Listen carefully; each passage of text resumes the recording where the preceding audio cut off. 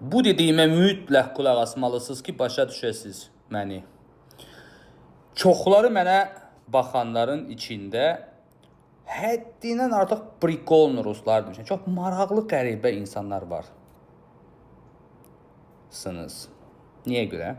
Baxın, dünyada gedən prosesləri təhlil edən insanlar var. Bunlara siyasətçi deyirlər. Siyasətçi nə etməlidir? Politoloqlar. Gedən prosesi təhlilləməlidir. Nədən qaynaqlananı və nə üçün bu prosesləri baş verdiyini və hara gedəcəyini deyən kəslərə deyir. Bunu mən deyəndə, istər mən psixoloq olum, hələ bir vətəndaş olum, fərq yoxdur. Düz çıxanda bir çoxları deyirsiniz ki, nə deyim? Allahın işini qarışmır. Amma siyasətçilər deyəndə düz çıxanda, düzsüz ki, filan, tutaq ki, Jırnovski, filan vaxtında bunlar demişdi. Məsələn ki, Vəfa Qulizadə var edir, Allah rəhmət eləsin. Onun belə dedik sözlərində İran savaş olsa belə şeylər olacağı ehtimal var dediyini bir kəlmədən yapışıb hamımız paylaşmışsınız. Bu çoxları bunu bilirsiniz, siyasət içində olan, siyasət izləyən kəslər.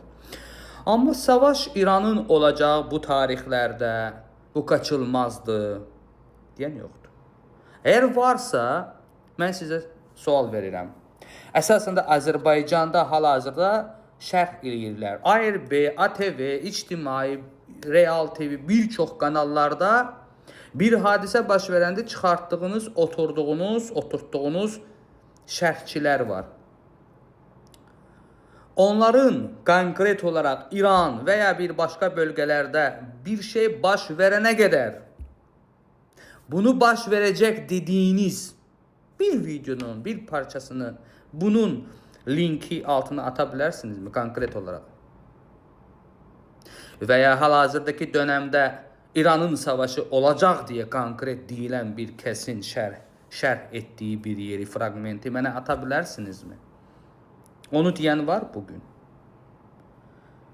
Əgər yoxdursa, olmadığı təqdirdə sabah o hadisələr ki baş verir dünya üzərində, fərq yoxdur. Venezuela Maduro'nun qaçırtması, Rusiya savaş, Qarabağda keçmiş olan savaş və bugünkü gün İranda baş verən hadisələr, Suriya, hər fərq yoxdur. Nə ki barədə bir şey baş verənə qədər deyən, bu belə olacaq deyə bir şərh eləyən konkret, məndən biraz da olsa oxşayan, mənim dediyi kimi çam açıq şəkildə yox ha, mənim dediyinə oxşayan deyən bir şey varsa, mən ona gözəl-gözəl ürəyin istədiyi hədiyyə verəcəm. At mənə göstər, link ki filan adam, nə deyim, filan zamanında bunlar baş verəcəyini konkret olaraq deyib və bu da baş verir. Əsasən Azərbaycanda. Və olmadığı təqdirdə niyə baş verəndən sonra onları efirdə çıxardıb onlardan şərh etməyini istəyirsiniz? Və onların etdiyi şərh nəyə lazımdır? Bir siyasətçi bir şeyi əvvəlcədən görüb, sonra hara gedəcəyini təxmin edib deyə bilmirsə və sonraki zamanında baş verəndən sonra bu belə ola bilər deyə efirlərdən dediyi aparıcıların, onun, bunun, bütün olan hadisəni necə baş veribsə, onu olduğu qaydasında bizə öz sözləri ilə sağa solu düzəldib çatdırırsa, bu doğrudurmu? Yoxsa əvvəlcədən bu şeyləri olmamış deyən və sonra da onları deyən mənmi doğruyam? Ona görə siz maraqlısınız, prikolunasınız ki, siz açıq bu hadisələri əvvəlcədən deyən, sonra o şeyləri yaşadığı müddətdə onu deyən adama o qədər geniş izah eləyən, əvvəlki şərh eləyən, hiss eləyən, bir şeyə əvvəlcədən bir şey baş verəcəyindən əvvəl şərh edib bunu belə olacaq deyə, sonra o düzgün çıxan adama yox. Həmən hadisəni əvvəlcədən şərh eləyə bilməyən, sonraki hadisələrin də hara gedib çıxıb konkretni deyə bilmədiyi adamların sözlər beynində formalaşaraq durub mənə və mənim kimi konkret danışan adamlara irad tutursunuz. Siz yəni belə çıxır ki, o fikrində olan çoxları, yəni ağıllı mısınız?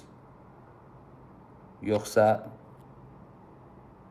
məqsədiniz bir baxıcı ekstrasens adlandırdığı bir insanın doğru dediklərini dini cəhətdən qəbul eləmir deyə gözü ilə görəni qəbul eləməyəcəyiniz qədər hansısa bir nəyinsə təsir altında düşərək gözü ilə görəni, qulağı ilə eşidən şeyi qəbul eləyə bilməyəcəyiniz qədər çox savadsız mı var içinizdə?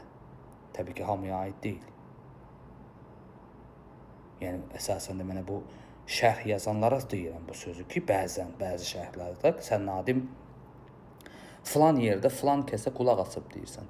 O yüzden indi deyirəm, İran savaşı konkret olacaq deyə bugün sözünlə filan tarix, filan cür, filan mərhələdə İran gözləyir. Ola bilər, olmaya da bilər, yox. Bu konkret olacaq deyən çoxdur. Varmı? Varsa mənə atın, baxın.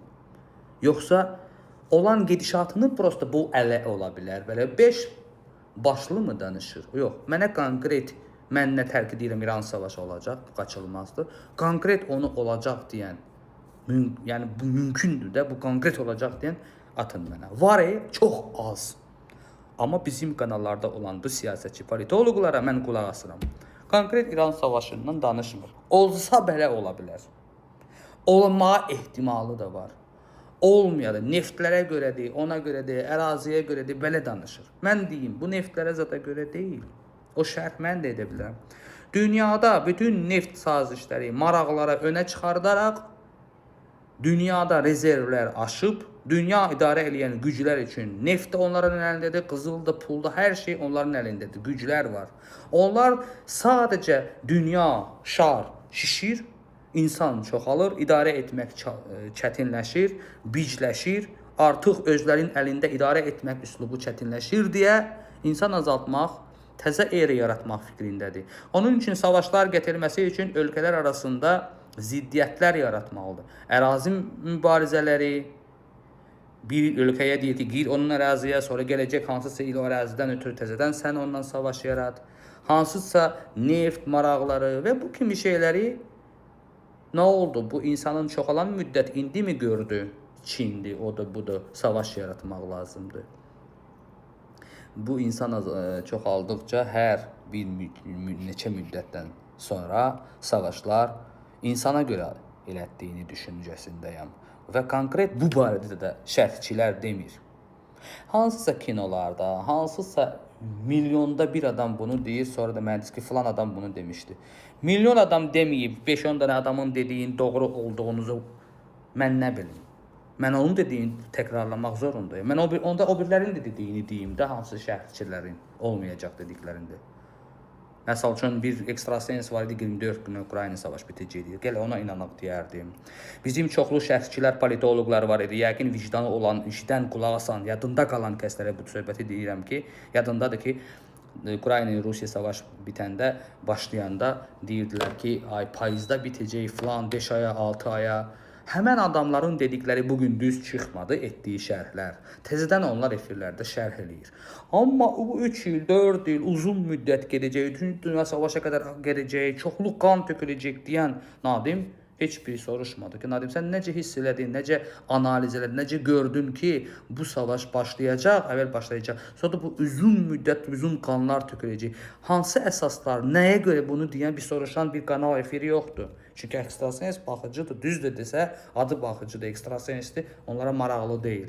Amma yalan deyən həmən o şərhçilər dedikləri düz çıxmayan, yerində gündəmdədir. Maraq nədir, istək nədir, niyə görə belədir? Və niyə görə də həmən o doğru deyən mənim kimi insana dəstək yox, yalan deyənlərə yerində qulaq asaraq, fikir formalaşaraq o cür yanaşırsınız. Dünyada bütün maraqlar boş şeydir. Maraq insanı azaltmaqdır. Bu dəqiqədən proses odur. İstər inan, istər inanma, zaman bunu bizə zaten göstərir və göstərə-göstərə də gedəcək. Şəhərlərin çökülməsi 13 il, 14 il hər şey sakit olanda verdiyim proqnoz idi. Yəqin o proqnozlar məndə Instagramda izləyənlər var. Bizneslərin çökəltməsi, xəstəliklərin çoxaltması. Xəstəlik, rak baş alıb gedəcək demişəm. Var da yazılarında. Bu kim dedi ki o şeylər? Kim dedi ki biznes getdikcə çökəlir də hamısı biznes deyən şey qalır. Dünya savaş qapıdadır da. Bir də təbii fəlakətlər, zəlzələlər. İndi də deyirəm ki, bu dövrdə ən çox düşünməli olan şey zəlzələlər və onlardan qorunmaq.